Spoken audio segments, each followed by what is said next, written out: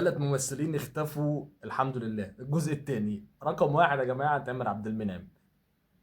مش هينفع يعني، عارف انت، نفسي اقول لك علشان عشان ايه، عشان كل حاجه يعني. الراجل ده ما شاء الله ما عملش عمل حلو خالص، تمام، ما ظهرش ظهور حلو، ما طلعش في مره كده عامل حاجه لطيفه. لقاءاته يعني تكرهك في كره العمل. انت فاهم؟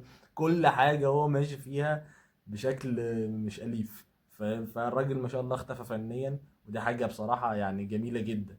اما الفنان رقم اتنين اللي هو برضه بحسه من نفس النوعيه، بس هو عمل حاجات فنيه كويسه، هو احمد ادم. فنان احمد ادم مختفي برضه بقاله فتره، بس هو بصراحه اعماله الفنيه يعني صباح الفل. هو عمل كاركترين في حياته، نعناعه والقرموطي بس.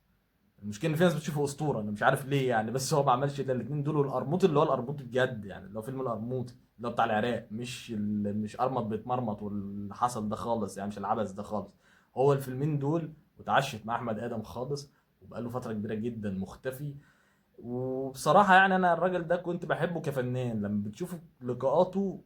يعني بص، اللي هو لو أنت بتحبه لازم هتكرهه بسبب لقاءاته يعني المبالغ فيها وكلامه في السياسة والحاجات اللي هو بيقولها دي. أما الممثل رقم ثلاثة، أتمنى تكتبوا لي أنت في الكومنتات ونتناقش فيه سوا، وما تنساش اللايك وتابعني، بنزل محتوى يومي عن التمثيل. وسلام.